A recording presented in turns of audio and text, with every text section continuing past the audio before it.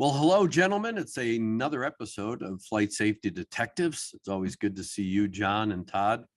I know that John he uses that background to keep him stealth. He loves to, travel, but he doesn't want people knowing where he is. So that background makes it look like, he's in a hangar. Guess what? We know better. John, are you even here in the United States? Yes, I am. And maybe next week we'll do a podcast from Denver because I'm probably going to be up in Denver. Oh, great.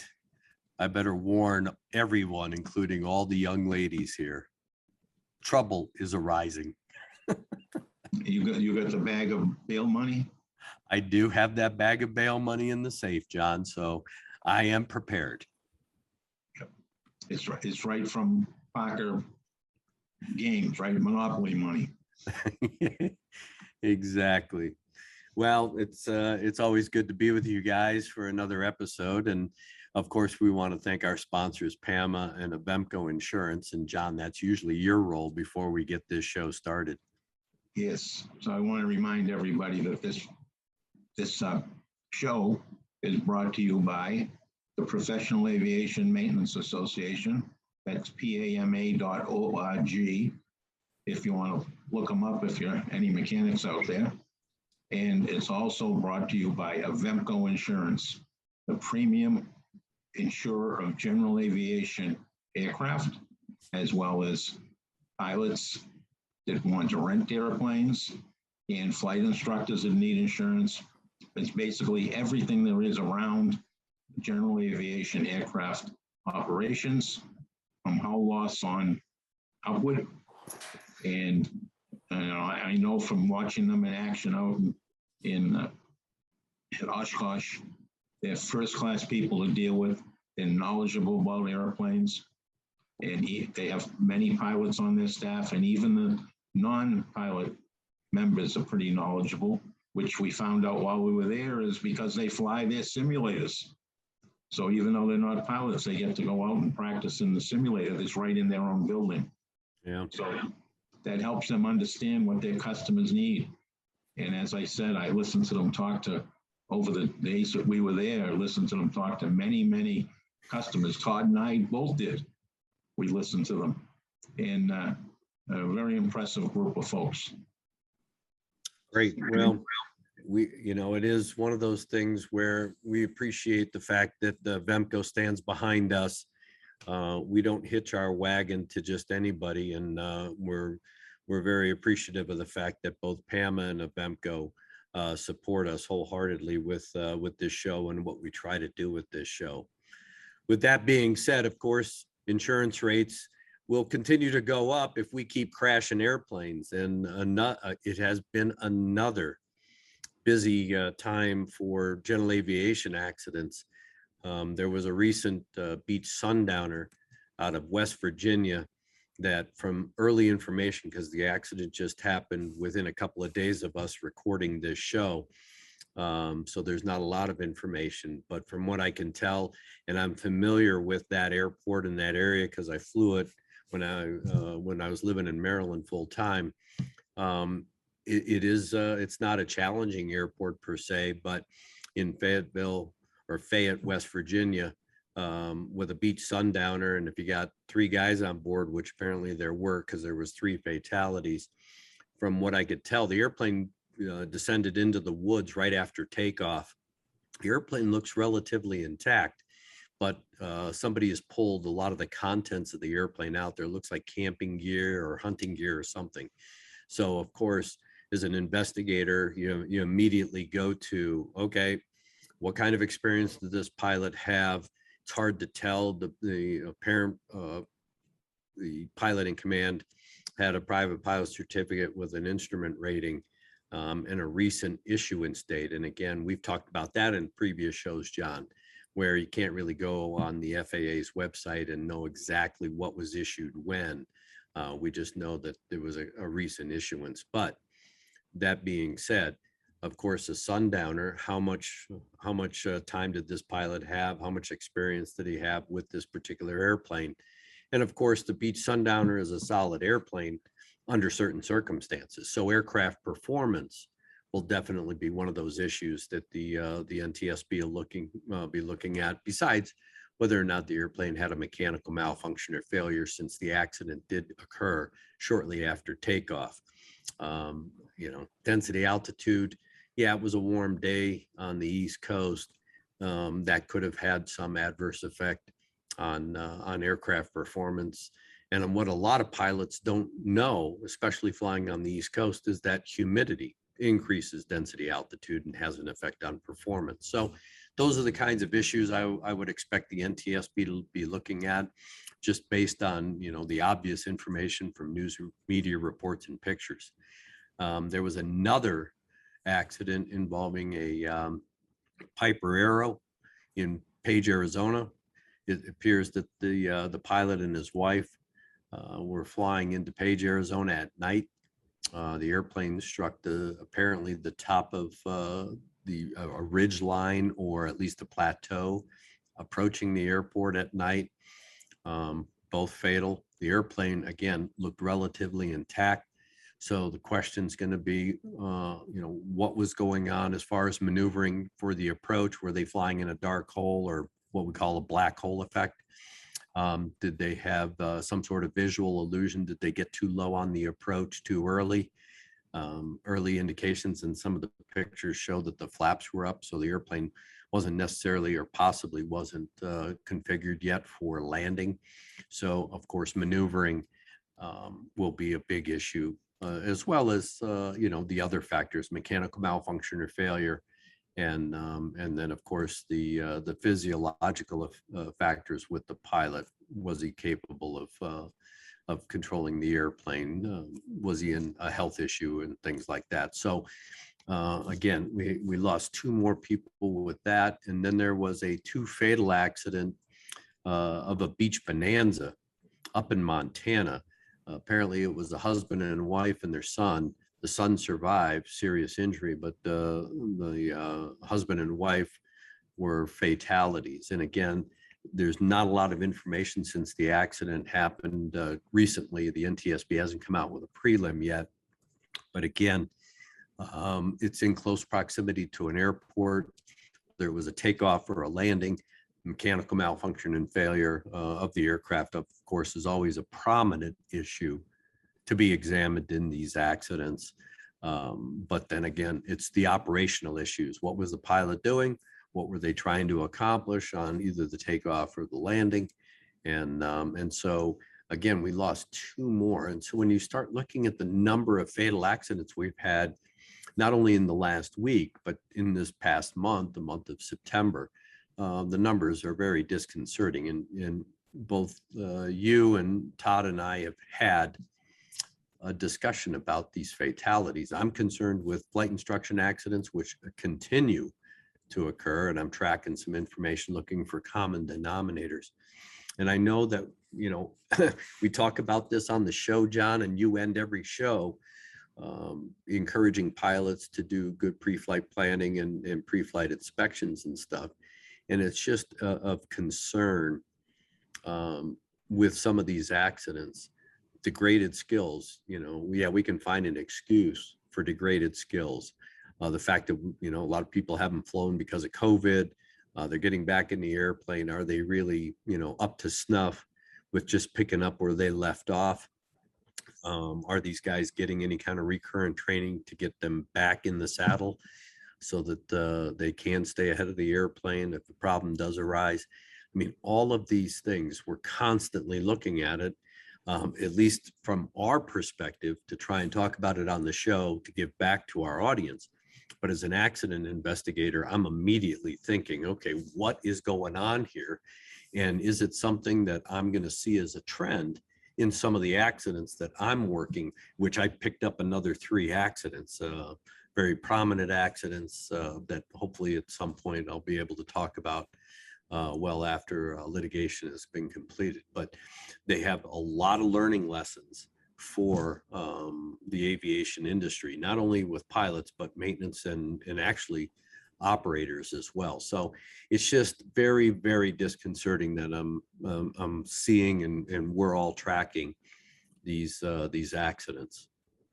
Yes, I've been going back through a number of the accident sites and amassing a group of raw data for the accidents to take a look to see if there's any, and I already found several that would be newsworthy for the show. Maybe newsworthy, not the right thing to say, but provide some information that could be a benefit to our listeners. But boy, the numbers are getting scary. And to that end, last week, I contacted some friends of mine that are in various assorted FBOs that specialize in smaller airports or have a separate section that deals with general aviation aircraft and is separate from the business aviation aircraft. And I just queried them on fuel sales. What are the trends are they seeing on the fuel sales? And a dramatic increase this year from last year. So comparing the pandemic cycle of fuel use for general aviation aircraft to what they're pumping today. In fact, they said 2 weeks ago, one of the FBOs had a record number of avgas sales. Mm-hmm. So it looks like the flying is back very strongly, but are the pilots prepared? So I'm going to try to look and see if I can draw some lines. Now, certainly they're not going to be, what I'm going to pull up with is not going to be equal to what an FAA or somebody at that caliber would do with a paid staff and a lot of resources. Sure. But I'm just looking for some common trends. Are there some issues in there that we can talk about, that we can raise? You know, I love my pre-flight planning and pre-flight inspections by the pilots, only because I've seen so many that haven't done a very good job. You know, and I in a recent speech, I just mentioned that I took up after that crash in Bedford, because it was in my backyard. I was there that day, and I was there the day after. I started to look at what the pilots do for their pre-flights on some of these charter airplanes, and I'm sorry to say that many of them were not very good. And also the use of the checklist, right? Because I was at times I could be on the second level of the facility and looking right down into the cockpit. I could see many pre-flights that were done without the benefit of a checklist. Yeah, so, and I know I've done myself when I've gone out and started an airplane up to either check the engine or to actually relocate it and start it up and taxi away. I used to do that so often that I very often didn't use a checklist. So I understand that. But at this point in time, with the flying being so sparse in the last year, it's not the time to be doing that. It's time to be cautious. And you bring up a good point, John, about checklists and the fact that, I mean, I had my Piper Comanche for better than 20 years. And, you know, I know what it said. I know what the checklist was because I wrote the checklist. I reorganized it, added some stuff. So I had committed to rote memory. But that being said, when you're doing multiple things, you know, either talking to passengers you may have on the airplane while you're trying to run a checklist, having somebody talking in your ear like ATC, having a line guy walk around and trying to give you a fuel slip, or, you know, asking what you want to do, these little distractions get you off your game. And like you were talking about with the business aviation and charter operators, we all have this level of tacit trust. Well, I just flew the airplane in here. I've only been sitting on the ground for 30 minutes. What could have gone wrong with the airplane? It's not necessarily the fact that the airplane's sitting for that 30 minutes.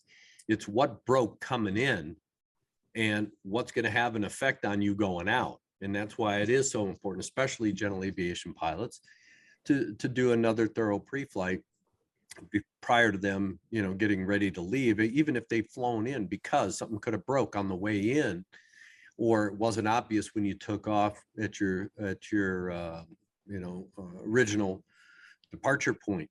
And I've had that where I thought the airplane was good to go. I landed, and when I was doing the refueling and watching the fueler, I was checking the fuel caps. I just happened to look over, and see in the engine cowling a little bit of streaking oil. And I'm thinking, what's going on there? Because I didn't see that on the initial pre-flight an hour before. Open up the cowling, and of course there is a little bit of an oil leak, and it's blowing out through the cowling. It's little things like that that you know are going to catch your attention, and it's the difference really between, again, enjoying flying and not having a problem, to using your extraordinary skills as a pilot to try and put an airplane down when you don't want to put an airplane down. So Yes. And just all that pre-flight stuff that's just once over lightly. And let's not forget what happens when we have on the corporate side, where you're waiting for your passengers for 1, 2, 3, 4 hours. I think that flight in Hanscom, they were on the ground for like 5 hours. They were back and forth to their airplane, sitting inside, coming in. They actually ordered a pizza and ate it on board the airplane. I mean, all of these things back and forth, back and forth. Well, you know, things happen. yeah, I remember the crash, an airline crash I did in LaGuardia. I think it was 1989. And someone had gotten into the airplane and moved the rudder trim all the way to one side. US Air 5050. Yep. And which is an appropriate name, by the way, and I'll tell you why when you're done. and the way the crew left, since it was a through flight, it wasn't an originator. They only did the abbreviated checklist, and they missed the rudder trim. And as they went down the chute, they more and more trouble keeping the airplane on the center line, because they got full rudder deflection because of the trim was all the way over, and they didn't recognize it, and they tried to abort and went off the end of the runway, just barely. All right. One airplane length off the end of the runway, but the end of the runway was on a set of pilings. So you landed on the approach light pier, and it broke up the airplane and killed 2 people, and so on and so on, because of a very, very simple mistake. And we often see that in accidents, and we're going to talk about some of those. It's so gut wrenching on the part of the investigators, that as you go through and you find an accident with fatalities, that it was preventable, that it was a people failure. And that's what we're seeing more and more of today. And when you look at a flight number like 5050, I remember when that accident happened, I was with the NTSB, and I started incorporating that 5050 into a lot of my safety presentations. And that is, you know, if you're not willing to do a pre-flight on, you know, before every flight that you take, even if it is a through flight, you have a 50-50 chance of something bad happening. And you may get away with it the first time, and you may get away with it the second time. Usually the third time's a charm. And I've always used that adage of 50-50.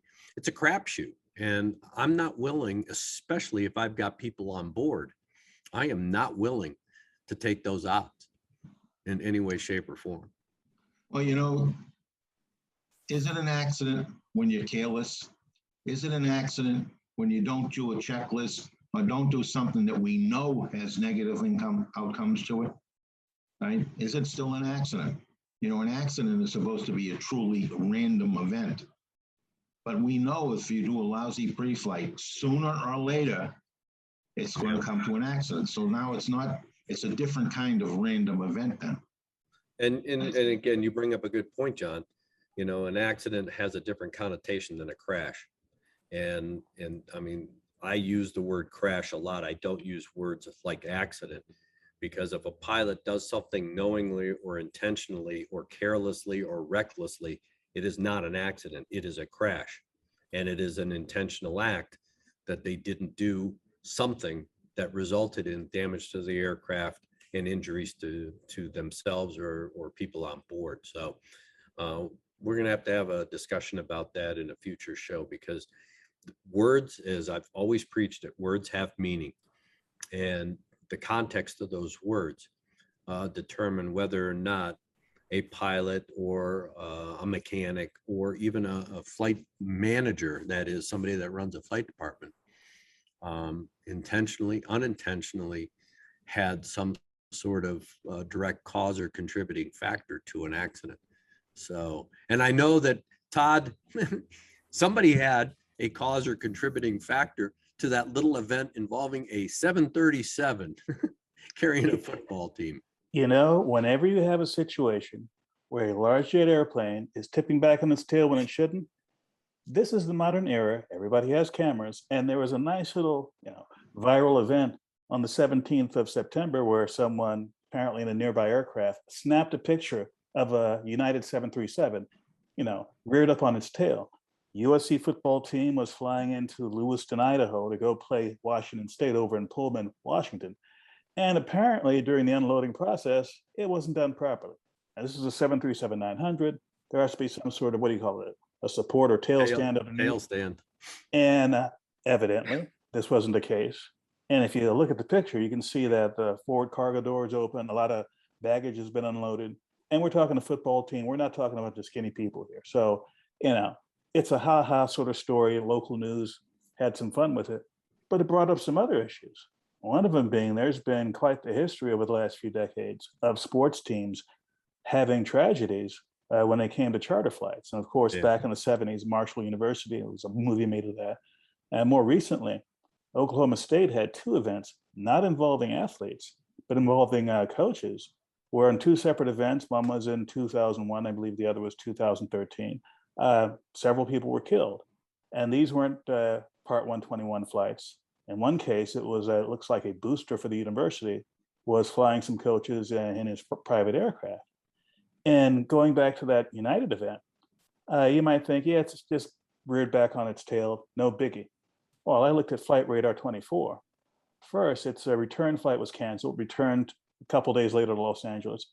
It's been on the ground at least a week. And looking at the flights of that aircraft the previous week or two, it was a workhorse. It was doing several flights a day for United. So somewhere down the line, someone, whether in the cockpit or whether on the ground, did something that shouldn't have been done or missed a step. And as a result, this aircraft is out of revenue service for a week or more. It is a very expensive charter, the kind of thing that, whether you're GA or running an airline, you'd like to avoid. So getting back to what John was saying and what you were saying, checklists and procedures, standardization, that's key.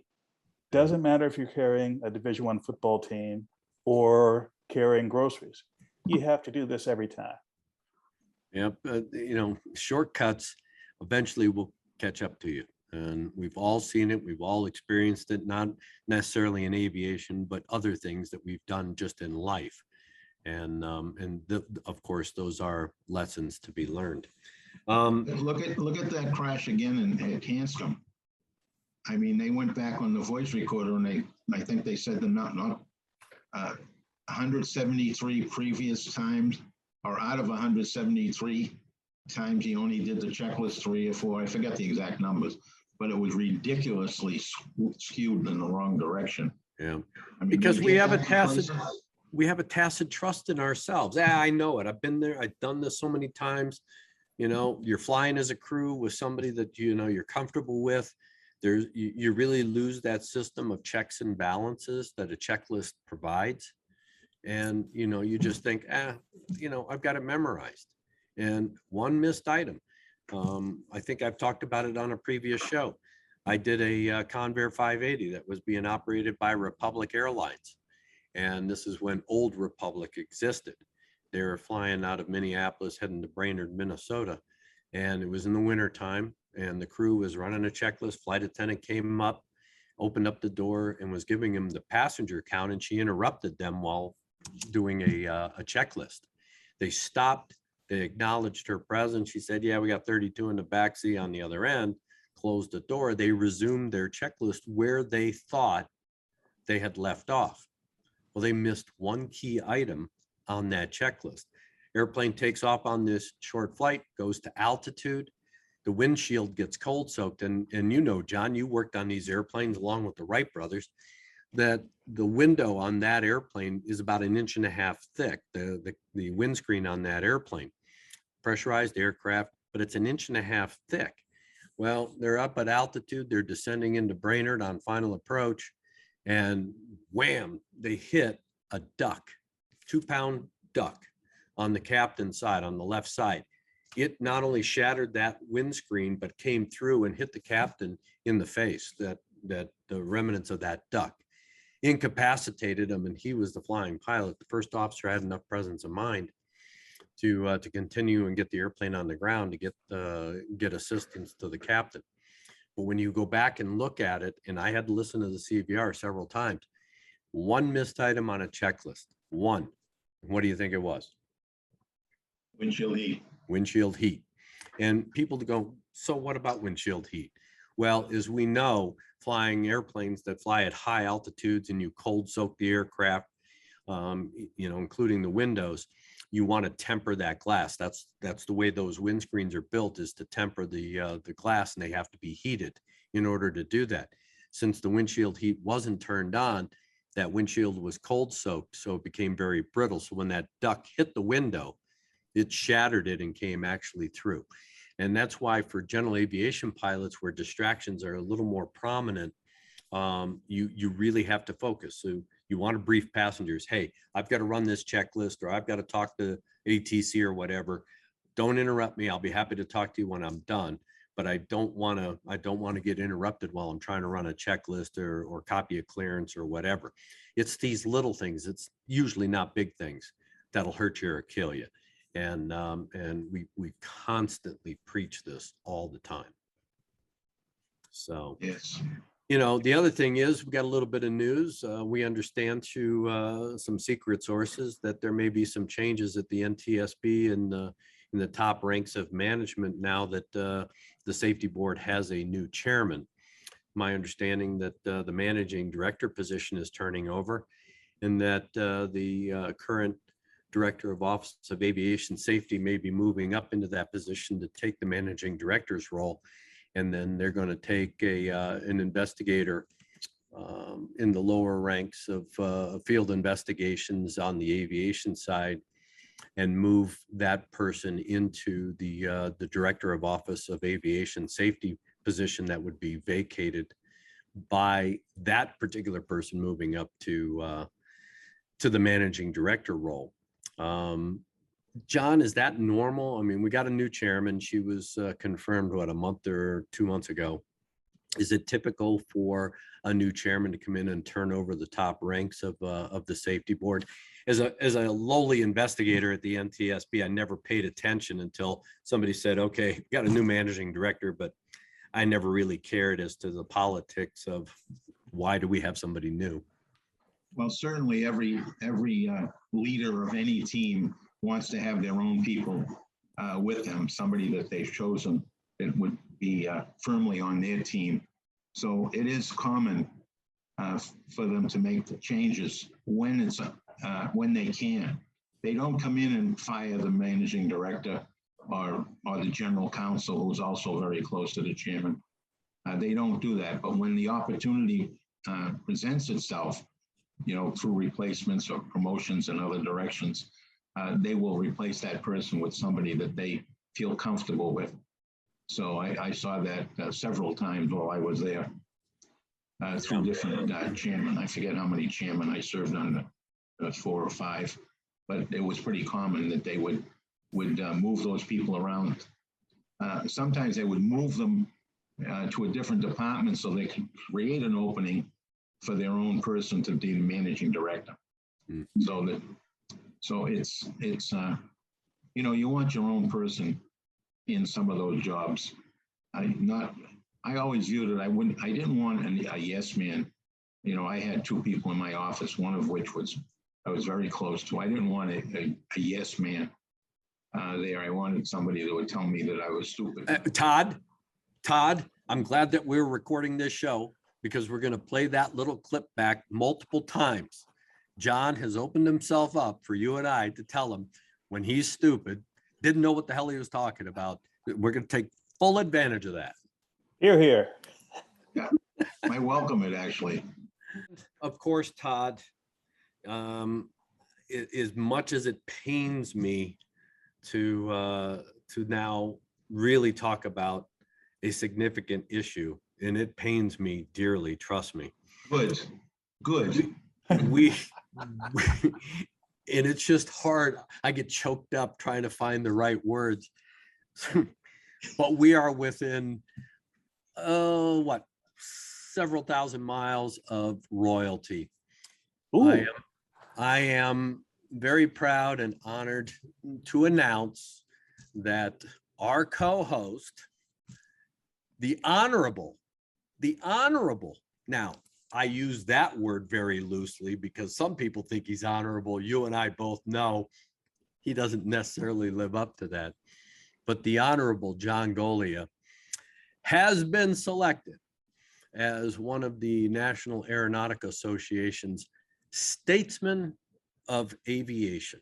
And what people don't understand is what kind of award is Statesman of Aviation? Well, this was an award that was created back in 1954 by the NAA, or the National Aeronautics Association, to recognize people who have basically given lifelong service to aviation with significant contributions.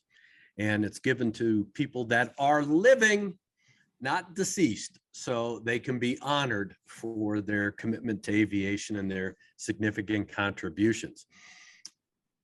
Again, And I'm grateful for that part. yeah, living, I know, so am I. That's why when they said, you know, that I'm a living legend of aviation, I'm glad that I'm living and not a dead legend of aviation. So I always honor the living part as well.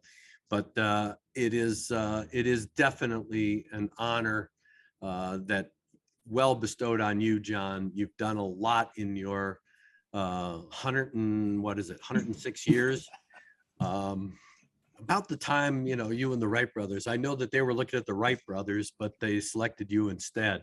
So we're very honored to, especially me, to have you not only as a co-host on this show, but we've been extremely close friends for a long time, and I cherish that friendship.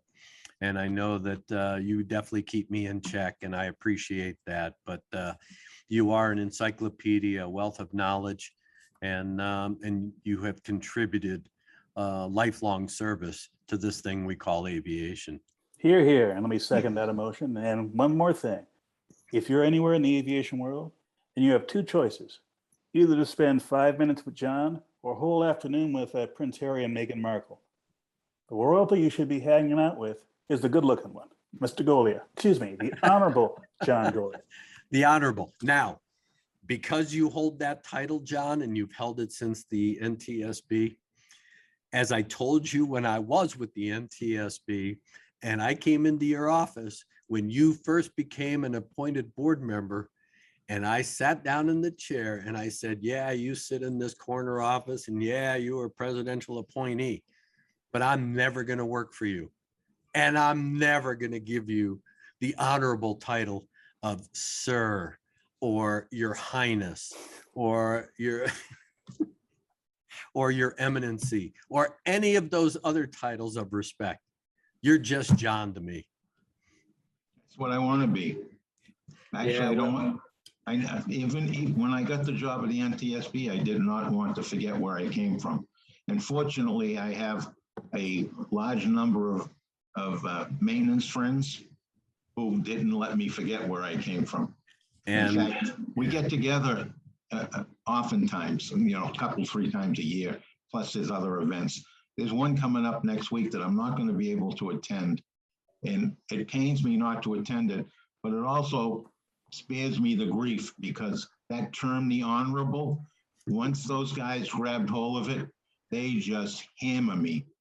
They hammer every second, every one of them, hammer me with the honorable. yeah, because we know what the definition of honorable is, and we know you. Yeah. And I'm just going to leave it at that. Okay, enough of that. Enough. It is an honor to have you not only as a friend, but as a colleague and a confidant. So thank you for all your service to aviation and your contributions. So yeah, we got a lot of work to do yet. yeah, So we're not done. I know I know if the Wright brothers were alive, they would have given you the same appreciation for the help and guidance you gave them. So Yeah. Hey, Orville taught me how to fly. What can I tell you? yeah. I You know know, that, I'm sorry, John, go ahead. I was I'm going to sorry, transition to real the business. honorable John, go ahead. I was going to transition to an ongoing story because an email came in from more than one of our listeners that wants us to talk about MH370. And to coincide with that, we actually had a number of emails from friends of ours down in Australia, mainly 777 pilots. And actually, you and I both were in the simulator flying the 737 with these guys. And we had lots of discussions over this couple of days we were out there about 370. But interestingly, they've been banging on the Australian government for two things. One is that they knowingly have been searching in the wrong area. They're a few hundred kilometers off from where most people believe it. They've supported it with a lot of work since there are multiple 777 captains, and they supported their positions with lots of analysis on the airplane, and with it being flown to the ocean and not just run out of fuel and let it dive. And they also have recently put out a email that talks about their politicians, and that this wasn't an accident, it was a case of murder-suicide by the captain, and that the Australian government was told that by the Malaysian Prime Minister. And if that's true, boy, that calls into question what the government of Australia was doing, spending $50 million of taxpayer money, which hopefully they will reimburse by the Malaysian government for, but they spent a lot of money searching in an area that a vast amount of information said the airplane was not there. So I don't know if that's true or not, but it certainly raises a lot of questions about the investigation and how it was carried out and who they were trying to satisfy. So it's a story ongoing, but apparently there's growing pressure now to move that investigation that's out in the ocean, a couple of hundred kilometers offshore, to a point further south. So to be determined, to be continued on how far that goes, but it was certainly an eye-opener to see how far these 777 captains have gotten with the analysis and all of it. It's been all over the news in Australia. It's been their equivalent of 60 Minutes had a program on it, and where one of the government officials came right up to the edge of admitting that they knew from the Malaysian government that it was a murder-suicide. So it's rather disappointing to find out that the accident investigation people in Australia would have sat back and allowed this to happen. I don't know that would have happened in the US. I think that the NTSB is oftentimes a sieve of information sliding out. And I would be surprised if someone had tried that in the US, that it didn't leak to the press and it would have been major expose.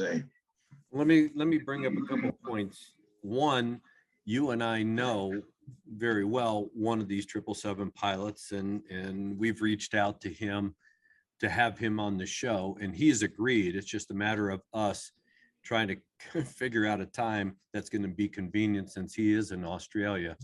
Either he's going to be talking to us in the middle of the night his time, or we're going to be doing the podcast in the middle of the night our time. But I know that he will talk. I mean, it's going to be a multi-hour show as far as having him on the show to talk about all the work that has been done with regard to this event.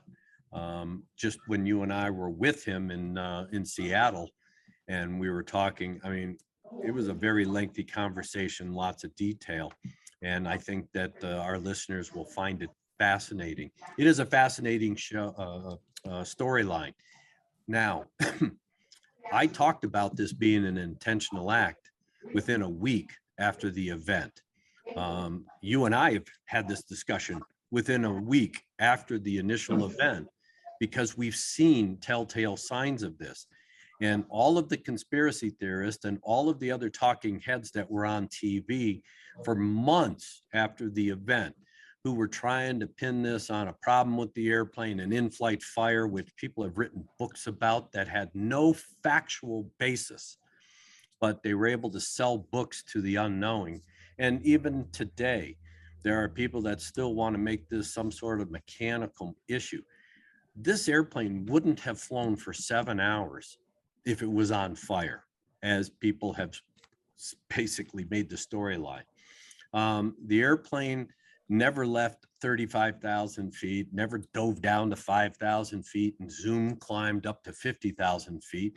All of that was debunked. This was not a high-speed impact. It's obvious because unlike Air France 447, which was a high-speed impact, and we had a 70-mile debris trail after that impact, we didn't have a 70-mile debris trail after MH370 hit the water. Have we seen bits and pieces and parts? Yeah, those are the frangible parts of the airplane. But for all intent and purposes, that airplane did not hit the water very hard, and likely is still intact to this day, 22,000 feet deep in the deepest part of the Indian Ocean.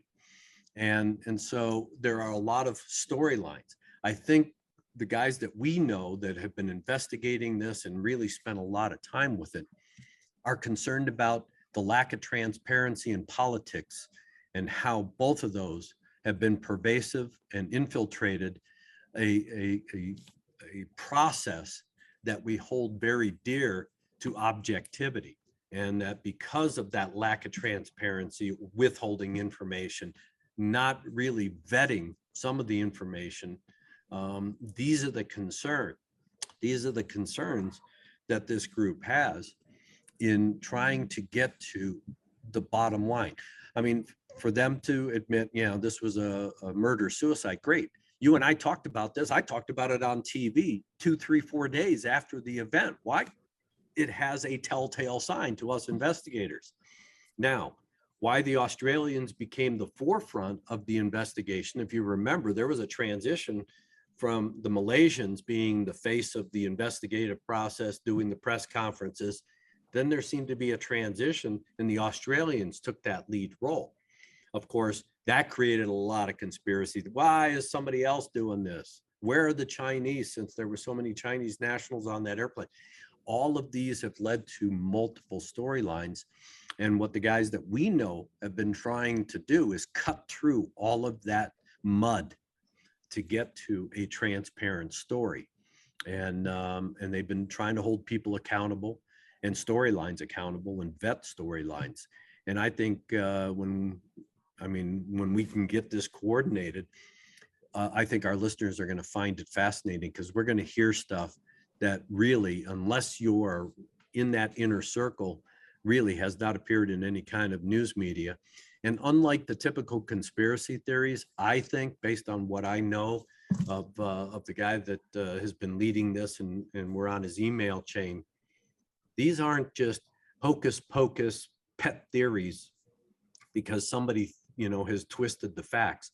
These guys have vetted a lot of these facts and uncovered facts that nobody really considered throughout the last 5 years. So I think it'll be a fascinating podcast that I definitely believe that it'll take 2 or 3 podcasts to really get all the good information from them. And I think that it'll put a lot of things in perspective. You and I, we have complained on past shows and of course offline as well with regard to there is no place in acts investigation for politics. And we see that getting, a little bit of traction every once in a while. And of course, I think there's going to be some politics. You and I aren't going to talk about it on the show, for a variety of different reasons. But what's going on currently with the 737 MAX and the former chief test pilot for Boeing, who's been indicted or is going to be indicted or has been indicted, things like that, all have political overtones.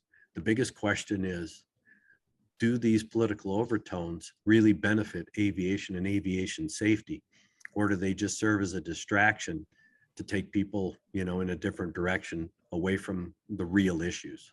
Before we leave MH370 entirely, there's a couple of things that when you were talking, that came to mind. Of course, like the two of you, I was involved in front of the camera doing interviews from the very beginning. And one of the things that struck me in the latter part of the investigation, when they had narrowed down the scope of where they're searching in the ocean, was the size of the search area. And I said to myself, okay, I can say square miles or square kilometers. Let me give the people something they can actually relate to. And the search area toward the end was as big as the US state of Pennsylvania or the country of North Korea. Now, I've never been to North Korea, but I've been across Pennsylvania. Something the size of a 777, if it landed relatively intact in Pennsylvania somewhere, what's the likelihood if it's 22,000 feet underwater you can find that darn thing? And on the conspiracy side, I say there's a plenty of conspiracies that went on. Not necessarily conspiracy of who done it, but conspiracies of, well, gee, after this has happened, how can we maneuver ourselves to have plausible deniability and look good? Now, here's one that's on the good side. Very early on, there was a search area in the South China Sea between Australia and Vietnam. And before there was an official change of direction as to where the search would be, the US naval contingent that was out in the South China Sea went in a different direction. And I thought to myself, they wouldn't be doing that unless they know something they haven't really released to the public. Now, we have a situation where the US has intelligence infrastructure in place that no other country has. We also have a situation where the US and Australia and New Zealand and the UK have an ongoing intelligence consortium going on. So were there some secret satellite intel that sort of like gave the US an insight as to what was going on? Let's say that's true. Does it have an effect on what happened afterwards? Would it have an effect on how the Malaysians reacted in the early part of this where they were taking the lead? Would it have any effect on how the Australian government would do things? I don't know, but there's plenty of opportunity here to pick apart whether or not this process, as you said, Greg, whether this was affected by politics or a little bit less ominous, by policy rather than politics. Yeah, and again, there is so much backstory and shadow stories. That's where it really lies. When you think about, okay, let's say it is murder suicide. What was the motive? What was the reason? I've heard a number of different reasons why possibly this pilot, presumably the captain, took this airplane down or did what he did with it. But again, nobody's really vetted any of that, despite all the information. You don't just wake up in the morning, or at least I wouldn't think you wake up in the morning and go, okay, today I'm going to get in this airplane and I'm going to take it out to 22,000 feet, or take it out to the middle of the Indian Ocean and crash it in 22,000 feet of water. Whether they actually find the airplane or not, I doubt very seriously. And the only reason I say that is in that part of the world, exactly in the middle of the Indian Ocean, the terrain on the bottom of the ocean is like our Rocky Mountains. There are mountains that are towering underwater. Again, if the airplane stayed intact and went in, even if the engines came off, the airplane is still going to fly. It's fluid dynamic. So the airplane will fly through 22,000 feet of water. So it could have hit in one spot and literally flown for miles away from where it initially impacted the water. If it ends up in this Rocky Mountain area underwater and it gets in a crevasse, are you going to be able to distinguish the airplane from rocks, mountains down underneath water with side scan sonar, ROVs, or anything else? And then two, my understanding based on the research I've done, there's 2,000 feet of silt on the bottom of the ocean down there. So let's say the airplane settles into that. it's going to sink into that silt and then get covered up, just engulfed in that silt. Will you ever find it? Do we have the technology that could actually identify something like that, even if we are looking in the right areas? All of these are questions that need answers, some of which may have already been answered, but has not been made public. So I think once we set this show up with the guys in Australia, we may get some of the answers to these questions. Before, John, you end the show, I'd like to counter what Greg just said. I think you're absolutely wrong. I think this airplane will be found. I'm absolutely confident of that. I'm also confident of the following. I don't know if it's going to be next week or, given that we're recording the show in 2021, when they do find this, will anyone listening to the show this year be alive? Or will we have been dust in the wind for 1,000 years by the time they find this airplane? I don't know. Well, okay, I'll I'll buy into that. It took us 112 years to find the Titanic, and we knew exactly where it was. So, I mean, yes, okay. I don't think it will never, to the absolute term of never, but with current technology and what we know now and that kind of thing, I don't see that airplane. I would love to see it. I don't believe that it'll be found in my lifetime. I hope I'm wrong. No, I think it will be found in your lifetime. You got a bunch of years on me. I'd like to see it found in mine because I'd like to get the answers. Yeah, well, when you live hard and fast, John. Well, I was told early on that alcohol is a great preservative. So I've made sure to keep that level up. Yeah, I know. I Scotch is my formaldehyde, so it keeps me well preserved. So. I like my wine red and my Johnny Walker blue. There you go. We like it. Well, I think we beat all of these issues to death today. But again, I think the biggest thing with this show is the fact that we are in the presence of greatness with one of our co-hosts. And so again, we congratulate you, John, on your award. It's well deserved. And you're actually going to be formally recognized at the NAA's presentation on December 6th of this year. So we look forward to that. And I guess I'm going to have to make a guest appearance so I can heckle you at least. Somebody's got to give you some grief. Yes, that's your job. Yep. It's your job. Well, why don't you close us out with our sponsors? And as I always do, I'm going to leave you with the last words.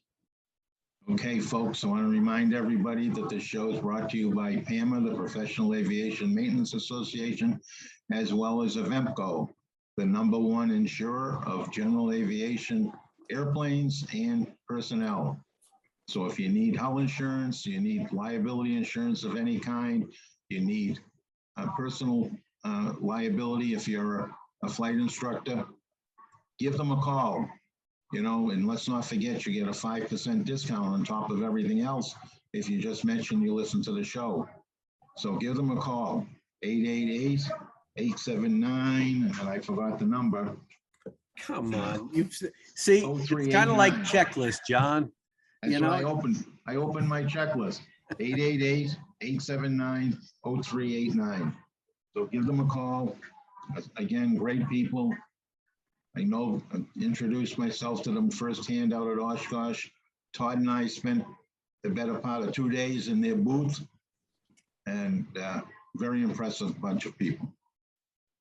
So, and as far as the last word, I'll do what I always do. Please, if you're going to go fly your airplane and you haven't done it for a long time, fly with somebody who has, somebody that's current. And do a first-class pre-planning session before you take off, including what if you lose an engine on takeoff, whatever. Do good pre-planning and then do a very thorough pre-flight. Very important, every aspect from the tires all the way up to the top of the tail. Make sure you take a good look at your airplane and inspect what you can. It means a lot to you and your passengers. You brought up tires, John. And the big thing with tires being part of the pre-flight is I'm going to tease our next show. We're going to be dissecting the Lear 60 that crashed in South Carolina, where a lot of the event started with tires. And so you definitely want to tune into that, because again, as benign as it may sound with tires, it caused a catastrophic event that killed 4 people. So definitely tune in. So It's a with good, that, yeah, it's a good example of the maintenance and the pilot cooperation that was lacking. yeah. So, well, then I will say it, since I know that you're done, and that is, you can always reach us via email at flightsafetydetectives@gmail.com. We appreciate your emails. We appreciate your input. And as I've said it before, and we've just been a little neglectful, we will get to emails, because we definitely want to recognize our listeners and some of their suggestions and comments, good, bad, or indifferent, about the show. So we will be doing that as soon as I get a little bit of time, and John gets a little bit of time as well. And then, of course, as we always conclude our show, and John is always preaching, if you're going to fly, fly safe.